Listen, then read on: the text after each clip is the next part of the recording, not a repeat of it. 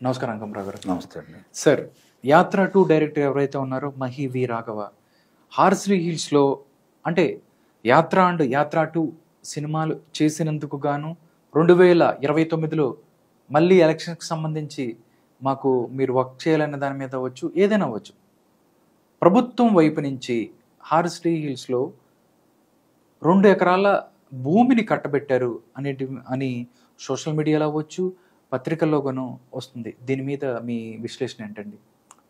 Social మీడియాలో పత్రికలో నేను కాదండి, అది ప్రభుత్వ జీవో ఉంది. దానికి కలెక్టర్ గారికి పంపించటం, ముఖ్యమంత్రి కార్యాలయం నుంచి రావటం అవన్నీ కూడా అధికారికంగానే వచ్చినాయి. ఓకే, అందులో ఎలాంటి సందేహం కూడా ఏం లేదు.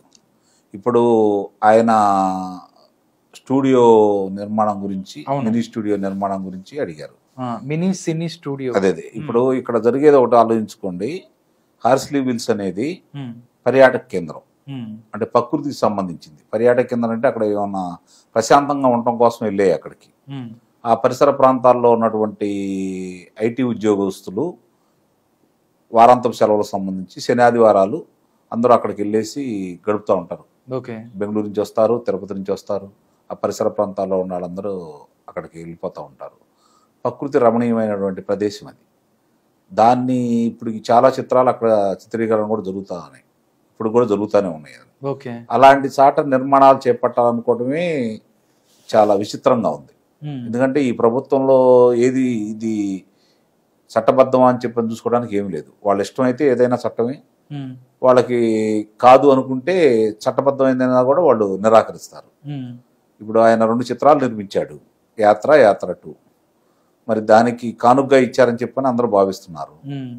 మరి ఆయన 2 ఎకరాల నిర్మాణాలు అక్కడ చేయటం అనేది చాలా తప్పు. ముందు ఆ ప్రాంతంలో ఓ పర్యాటక కేంద్రంలో నిర్మాణాలు చేపట్టారు అంటే మరి రేపొద్దున భవిష్యత్తులో ఆయనకి ఇచ్చిన తర్వాత మిగిలిన వాళ్ళందరూ అడుగుతారు కదా.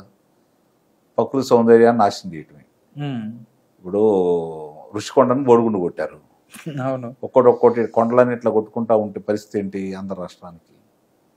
మళ్ళీ వీళ్ళు అధికారంలో అంటే చివరిలో కనీసం దిగిపోయేటప్పుడైనా ఇదన్నా చేశారు. ముందు నుంచి చేస్తే ఎన్ని పోయాయి వాటికి. ఓకే, అంటే అంటే ఏంటి సార్, అంటే వాళ్ళు దిగిపోతున్నామని వాళ్ళు అర్థం చేసుకున్నారా? లేదు, ఎవరైతే ఉన్నారో వాళ్ళందరికీ లబ్ధి చేకూర్చాలి అనే ప్రయత్నంగా అనుకోవచ్చా? దిగిపోతున్నాం అని అనుకోవట్లేదు, మళ్ళీ అధికారంలో వస్తున్నామని వాళ్ళు భావిస్తున్నారు. ఇంకా అందుట్లో అనుమానం లేదు. వాళ్ళకుండే నమ్మకాలు వాళ్ళకుండయి, వాళ్ళు ఏ వ్యవస్థలు అయితే నమ్ముకున్నారు ఇంకా అవన్నీ వాళ్ళకి సహాయపడతాయి అని వాళ్ళు భావిస్తున్నారు. ఓకే, ప్రజల్లో ఆగ్రహాలు వస్తే ఇవన్నీ పనికిరావు అనేది వాళ్ళకి ఇంకా అర్థం కావట్లేదు. అయినా సరే వాళ్ళు నమ్ముకున్నారు ఇంకా దాన్ని. ఫిబ్రవరి 23, 2023 ఫిబ్రవరిలో జరిగినటువంటి మండలి ఎన్నికలు, శాసన మండలి ఎన్నికల్లో ప్రజలు ఏ విధమైన తీర్పిచ్చారో వాళ్ళు ఇంకా మర్చిపోతా ఉన్నారు. దొంగ ఓట్లు జరిపించి ఆడవాళ్ళని తీసుకొచ్చేసి 2వ తరగతి, 4వ తరగతి, 10వ తరగతి కూడా ఉత్తీర్ణులు కాని వాళ్ళని తీసుకొచ్చేసి వాళ్ళు పట్టభద్రులుగా నమోదు చేయించేసి దొంగ ఓట్లు వేయించినా కూడా ఘోరాతి ఘోరంగా ఓడిపోయారు. వాళ్ళ సొంత నియోజకవర్గంలోనే వ్యతిరేకత వచ్చింది. ఇవన్నీ మర్చిపోతున్నారు వాళ్ళు. ఇంకా మా తాయిలాలకి, మా బెదిరింపులకి ప్రజలు రేపొద్దున మా బెదిరిపోయి ఓట్లు కూడా రారు, మా ఓట్లు మాకున్నాయి, మేము ఇచ్చే తాయిలాలకి ఓట్లు వేస్తారని భ్రమలో ఉన్నారు వాళ్ళు. అది ఆ భ్రమలో అట్లానే ఉంటేనే మంచిది. వాళ్ళు ఇంకా ఆ భ్రమలో ఉంటేనే ఎవరు చేయాల్సిన పని వాళ్ళు చేస్తారు. ఓకే, ఈరోజు కూడా వార్తాపత్రికలో ప్రధానంగా వచ్చింది తిరుపతి ఉప ఎన్నికకు సంబంధించి అక్కడ వాళ్ళు ఓట్లకు సంబంధించిన అవకతవకల్లో చాలా మంది, అంటే 2 సిఐల్ని, కానిస్టేబుల్స్ని, వీళ్ళందరినీ కూడా చాలా మందిని సస్పెండ్ చేశారు.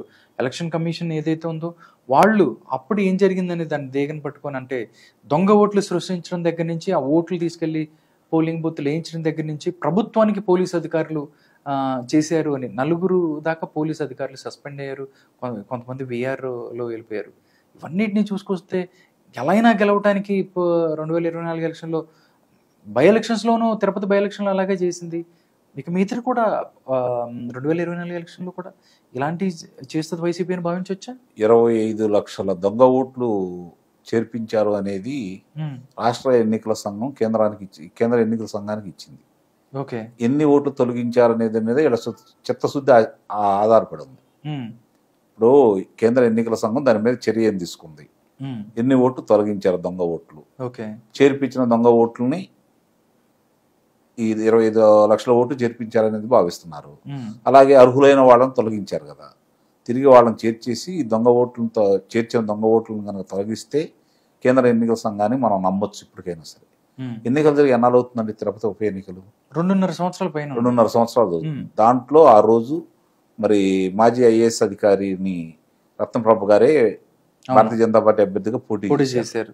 పోటీ చేసిన సందర్భంలో ఆ రోజు వాళ్ళు దొంగ ఓట్లను పట్టుకొని వాళ్ళు సాక్ష్యాధారాలు సహా ఇవ్వటం కూడా జరిగింది. 2.5 సంవత్సరాలకు ఈ రోజు కొంతమంది మీద తూతు మంత్రంగా జరుగుతున్నాయి ఇవన్నీ. ఇప్పుడు ఇంకా సాక్ష్యాధారాలతోటి 25,000 మంది మీద ఫిర్యాదు చేశారు చంద్రబాబు నాయుడు గారు. అందుట్లో కనీసం 5-6 వేల మంది మీద అయినా సరే చర్యలు తీసుకున్నట్టయితే వీళ్ళ చిత్తశుద్ధిని మనం నిస్సందేహంగా అభినందించేవాళ్ళం. ఇది తాత్కాలిక ఖండితుడుపు చర్యలా భావిస్తున్నాను. నేనైతే ఖండితుడుపు చర్యలే అనుకుంటున్నాను. ఇంకా కేంద్ర ఎన్నికల సంఘం రాష్ట్రానికి సహకరిస్తుందని, రాష్ట్ర ప్రభుత్వానికి సహకరిస్తుందని అయితే నేను భావిస్తున్నాను. అందుట్లో ఎలాంటి సందేహం కూడా ఏం లేదు. ఫ్యూచర్లో అంటే వాళ్ళకి 24 ఎలక్షన్ చాలా టఫ్ ఫైట్. అంటే కేంద్ర ఎన్నికల సంఘం కావచ్చు, ప్రతిపక్షాలు వీళ్ళు ఎంత మొత్తుకుంటున్నా కానీ వాళ్ళు దున్నపోతు మీద వాడబడ్డట్టే వాళ్ళు బిహేవ్ చేస్తున్నారు. అంటే ప్రజల్లో అవేర్నెస్ తీసుకురావటం కానీ, ప్రజల్ని సమాయత్తం చేయటం కానీ ప్రతిపక్షాలు ఏకదాటిపై రావాల్సిన అవసరం ఉందంటారా? ఉంది, కొంతవరకు చేస్తున్నారు, వాళ్ళు శాయశక్తుల్లో చేస్తున్నారు. కానీ ఇంకా ఇంకొంచెం చేయాల్సిన బాధ్యత కూడా ఉంది వాళ్ళ మీద. అందరూ కూడా క్షేత్రస్థాయిలో చంద్రబాబు నాయుడు గారు, లోకేష్ బాబు గారు, పవన్ కళ్యాణ్ గారు వీళ్ళు చేసే పోరాటానికి క్షేత్రస్థాయిలో కార్యకర్తలు సిద్ధంగా ఉన్నారు. కానీ ఎన్నికల్లో పోటీ చేసే నాయకులు మాత్రం అంత ఉత్సాహంగా అందరూ చేయట్లా. ఎందుకంటే గెలిస్తే చంద్రబాబు నాయుడు గారు వాళ్ళు గెలుస్తాం, ఓడిపోతే చంద్రబాబు నాయుడు గారు వాళ్ళు ఓడిపోతాం, మాదేముందలే అని చెప్పి నిరాసక్తితో ఉంటున్నారు. అది మంచి పద్ధతి కదా. అలాంటి వాళ్ళందరిని పక్కన పెట్టి ప్రజల కోసం పోరాడే వాళ్ళందరం కనుక ముందు తీసుకొస్తే తెలుగుదేశం పార్టీకి భవిష్యత్తు ఉంటుంది. అంటే ఇప్పుడు ప్రజల ఆధారంతో రేపు గెలుస్తారు, అది వేరే విషయం. కానీ మళ్ళీ ఇంకో 30 సంవత్సరాల అన్నగారు వేసిన పునాది ఇంకా అలా కొనసాగాలంటే కొన్ని గట్టి నిర్ణయాలు తీసుకోవాలి చంద్రబాబు నాయుడు గారు. కొంతమంది ఇంకా చూరు పట్టుకుని ఏడతన గబ్బిలాలు ఉన్నాయి, వాళ్ళందరినీ తొలగించాల్సిన అవసరం నిస్సందేహంగా ఉంది. ఎందుకంటే వాళ్ళ వల్ల చాలా నష్టం జరుగుతుంది పార్టీకి, రాష్ట్రానికి కూడా. సార్, జగన్ ఢిల్లీ టూర్ ఒకసారి చూసుకున్నట్లయితే చంద్రబాబు నాయుడు గారు కలిసి అమిత్ షా గారిని కలిసి వచ్చిన ఒక్క రోజు తర్వాత ఆయన వెంటనే వెళ్ళి అక్కడికి వెళ్ళి ప్రధానమంత్రి గారిని కలిశారు. అంటే పొత్తుల కోసమా, లేకపోతే నన్ను కాపాడండి అయ్యా, నాకు లాస్ట్ ఛాన్స్ ఇవ్వండి అని వేడుకుంటానికి జగన్మోహన్ రెడ్డి కేంద్రం దగ్గరికి? అంటే నార్మల్గా ఒక ముఖ్యమంత్రి వెళ్ళినప్పుడు నార్మల్గా ఏం మాట్లాడేది మీడియాతో మాట్లాడతారు. బట్ ఆయన మాట్లాడేది మొన్న కూడా పివి నరసింహరావు గారికి సంబంధించి ఆయనకి భారతరత్న మాట్లాడమంటే సాయిరెడ్డి మాట్లాడతాడు అని చెప్పి వచ్చాడు.